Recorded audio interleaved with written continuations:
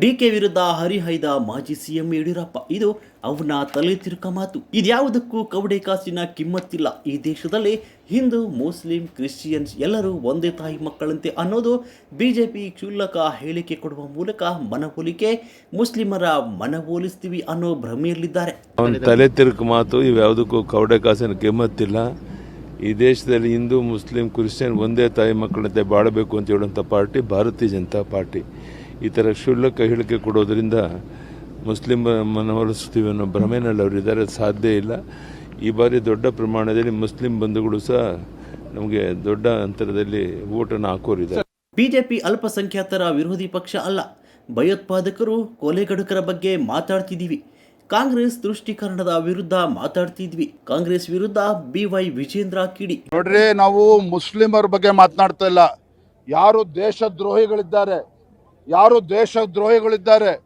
ಯಾರು ಇವತ್ತು ಕೊಲೆಗಡುಕರಿದ್ದಾರೆ, ಅವರಿಗೆ ರಕ್ಷಣೆ ಕೊಡ್ತಕ್ಕಂಥ ಕಾಂಗ್ರೆಸ್ ಸರ್ಕಾರಕ್ಕೆ ಇವತ್ತು ನಾವು ಮಾತನಾಡ್ತಾ ಇರ್ತಕ್ಕಂಥದ್ದು.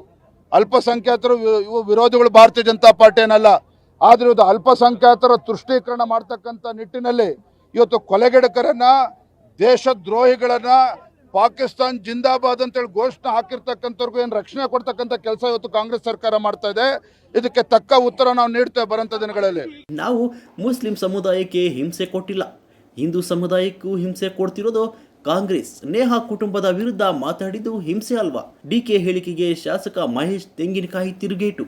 ನೋಡ್ರಿ, ಇವತ್ತು ಒಬ್ಬ ನೇಹಾ ಅನ್ನತಕ್ಕಂಥ ವಿದ್ಯಾರ್ಥಿನಿ ಹತ್ಯೆ ಆದಾಗ ಈಗ ಮುಖ್ಯಮಂತ್ರಿಗಳು ಗೃಹ ಸಚಿವರ ಹೇಳಿಕೆಯನ್ನು ಹಿಂಸೆನ ಇನ್ನೇನಾಗುತ್ತೆ? ಇದು ಗೃಹ ಸಚಿವರು ಹೇಳ್ತಾರೆ ಇದೊಂದು ಆಕಸ್ಮಿಕ ಅಂತೇಳಿ, ಮುಖ್ಯಮಂತ್ರಿಗಳ ಹತ್ರ ಲವ್ ಅನ್ನುವಂಥದ್ದನ್ನು ಹೇಳುವಂಥ ಪ್ರಯತ್ನ ಮಾಡ್ತಾರೆ. ಇವತ್ತು ನೀವು ಅವ್ರ ಮನೆಯವ್ರಿಗೆ ಹಿಂಸೆ ಕೊಟ್ಟಾಗ ಏನು ಕೊಟ್ಟಂಗೆ ಹಿಂದೂಗಳಿಗೆ ಹೆಂಗಂದ್ರೆ ಅಂದರೆ ಹಿಂದೂಗಳಂದ್ರೆ ಅಷ್ಟು ತುಚ್ಛವಾಗಿ ತಿಳ್ಕೊಳ್ಳೋಂಥ ಪ್ರಯತ್ನ ಮಾಡ್ತೀರಿ ನೀವು. ಅದೇ ಬೇರೆ ಅನ್ಯ ಕೋಮಿನ ಜನರಿಗೆ ಇದರಿಂದ ಮಾತಾಡ್ತಿದ್ರೆ ನೀವು ಅವ್ರ ಮನೆಗೆ ಬಂದು ಭೇಟಿ ಕೊಟ್ಟು ಪರಿಹಾರ ಘೋಷಣೆ ಮಾಡಿ ಹೋಗ್ತಿದ್ರಿ.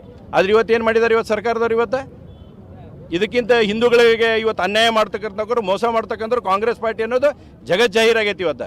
ಅದರಲ್ಲಿ ಯಾವುದೇ ರೀತಿ ಅನ್ನೋದು ಸೆಕೆಂಡ್ ಒಪಿನಿಯನ್ ಅನ್ನೋಂಥದ್ದು ಇಲ್ಲ, ಸ್ಪಷ್ಟ ಐತೆ ನಮ್ಗೆ. ಸನ್ಮಾನ್ಯ ಗೃಹ ಸಚಿವರು ಇದೊಂದು ಆಕಸ್ಮಿಕ ಘಟನೆ ಅಂತಕ್ಕಂಥ ಹೇಳಿಕೆಯನ್ನು ಇವತ್ತು ಕೊಟ್ಟಿದ್ದು ಭಾಳ ಖಂಡನೀಯ ಅನ್ನುವಂಥದ್ದನ್ನು ಈ ಸಂದರ್ಭದಲ್ಲಿ ಹೇಳ್ತೇನೆ. ಅದರ ಜೊತೆಗೆ ಸನ್ಮಾನ್ಯ ಮುಖ್ಯಮಂತ್ರಿಗಳು ಕೂಡ